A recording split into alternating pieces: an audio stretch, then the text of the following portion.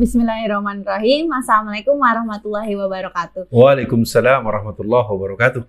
Balik lagi di program Uwad Dikritik Netizen episode kedua.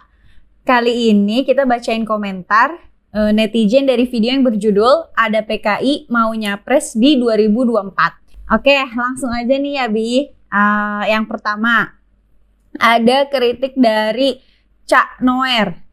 Ini Ustadz nggak kapok-kapoknya berdakwah menyebar ujaran kebencian. Apakah Anda tidak sadar bahwa Anda pernah ditahan karena kasus ujaran kebencian? Hoaks, bilang rezim PKI. Jadi Ustadz itu berdakwah menyampaikan yang baik dan mengajak yang baik.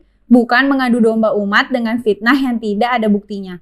Bertobatlah Ustadz sebelum ajal menimpa. Waduh, gimana nih Bi tanggapannya? Yang jelas kebangkitan PKI itu bukan bohong, bukan hoax, yang jelas dia merupakan sebuah fakta yang mungkin lebih enak kepada saudara Noer untuk bisa ketemu. Paling enggak satu aja saya tunjukin nih. Di tangan saya ini ada buku yang berjudul Aku Bangga Jadi Anak PKI. Ya, buku ini sudah dicetak sebanyak 2 juta eksemplar. Ini baru buku atu nih. Nanti kalau kita ngomong yang lain, respon yang lain kita bisa jawab. Yang jelas, Ustadz Alfian Tanjung masuk penjara bukan gara-gara itu. Gara-gara yang lain, dan tentu lebih enak nanti kalau kita bisa ngobrolnya sambil ngopi, kita sambil cerita. Ya, kalau di acara seperti begini, terlalu apologis. Yang jelas, PKI adalah musuh agama, musuh negara, musuh Pancasila, dan PKI sedang bangkit. Mari kita waspada dan kita siap melawan kebangkitan PKI. Ya, begitu ya Cak Nur ya. Semoga secepatnya bisa ketemu Pak Ustadz. Oke, kritik selanjutnya yaitu dari Raden Rangga Wulung. Hari gini ngomongin PKI, waras dikit tong. Apalagi Anda gelar Ustadz katanya.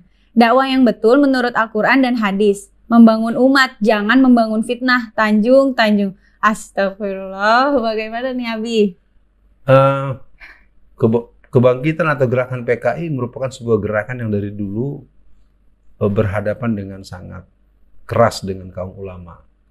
Adanya pertemuan Kongres Ulama di Palembang tanggal 8 sampai 11 bulan September tahun 1957 ini menjadi bukti bahwa gerakan PKI adalah musuh Islam dan dia berarti menjadi agenda daripada dakwah umat Islam.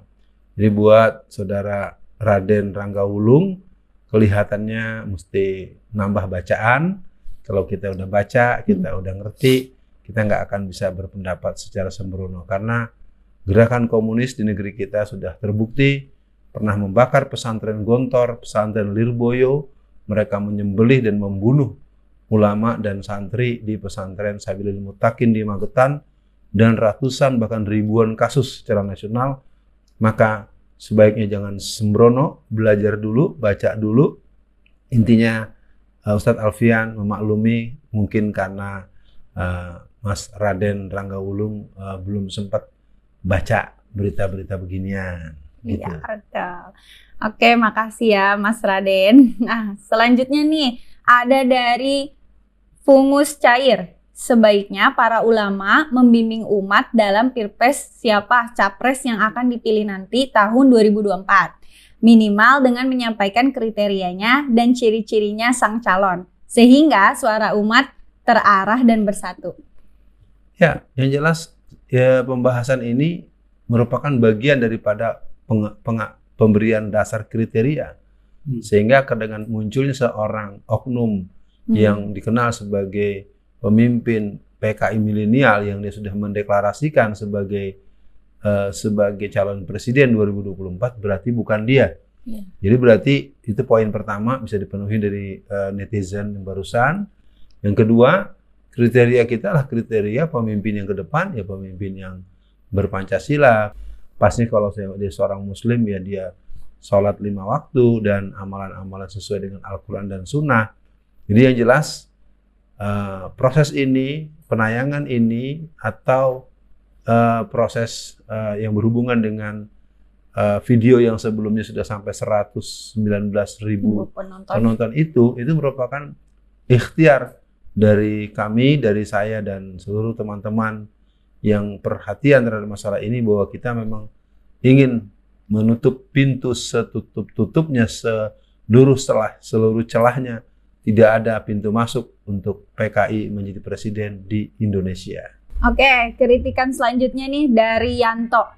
Hai Alfian Tanjung, saya tiap Jumat yang khutbah keturunan PKI, nyatanya baik, sejuk, nggak provokator, lebih baik keturunan PKI daripada Ustadz radikal alias kadrun.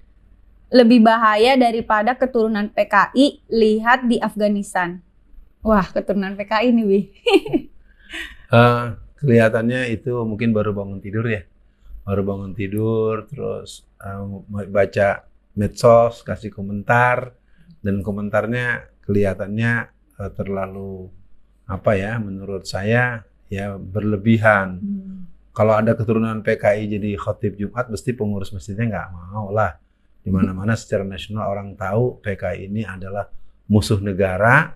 Jadi mungkin Mas Yanto ini cuman bercanda sedikit ya dengan kata kunci. Kayaknya sih hawa-hawanya Mas Yanto juga tidak suka dengan PKI yang menjadi tumbuh kembali, dan yang jelas istilah-istilah kadrun segala macam itu tidak akan menjadi persoalan buat kami yang menyadarkan bahaya gerakan PKI.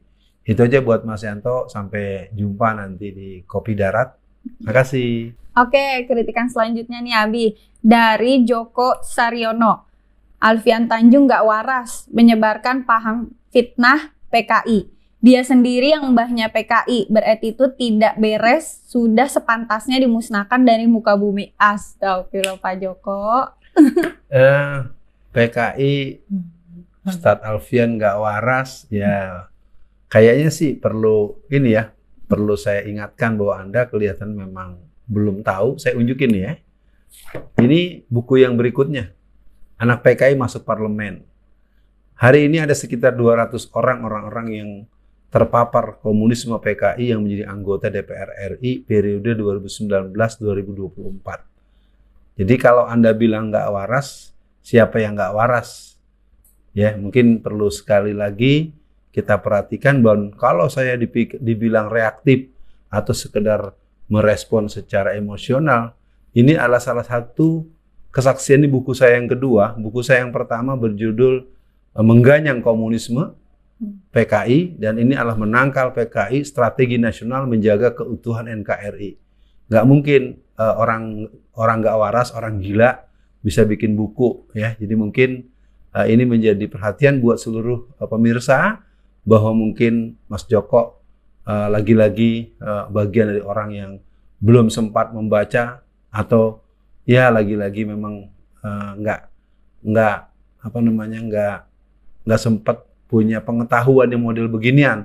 Kesian deh lo ya. Mudah-mudahan Mas Joko nanti bisa lebih eling dan bisa terus membangun kekuatan ilmu dalam hidupnya. Oke netizen, buat yang mau buku Ustadz Alfian Tanjung, langsung aja kontak di bawah ini. Oke, ini dia komentar yang terakhir dari Sudinta Karta. Assalamualaikum warahmatullahi wabarakatuh. Salam. Saya berdoa memohon kepada Allah Subhanahu wa Ta'ala, semoga Ustadz Haji Alfian Tanjung bersama keluarganya diberi kesehatan dan panjang umur, serta diberi keberkahan rizki. Amin ya robbal alamin. Amin. Ya, saya juga mendoakan kepada sahabat Sudinta Karta dengan mendapatkan hidayah Allah untuk dirinya, keluarganya, mendapatkan kemudahan, rezeki dan kesehatan, dan kita bersama-sama mengganyang PKI, bersama-sama menghadang, membasmi kebangkitan PKI, dan semoga Allah tetap merahmati negeri kita, berdaulat, berdikari dan mandiri. Saya ucapkan terima kasih Mas Sudin Karta. Assalamualaikum warahmatullahi wabarakatuh. Makasih Bapak doanya. Oke, sampai jumpa di program What Dikritik Netizen selanjutnya. Untuk yang mau kritik langsung aja komen di video-video Ustadz Alfian Tanjung. Jangan lupa subscribe, like, dan juga komen. Terima kasih. Wassalamualaikum warahmatullahi wabarakatuh. Waalaikumsalam.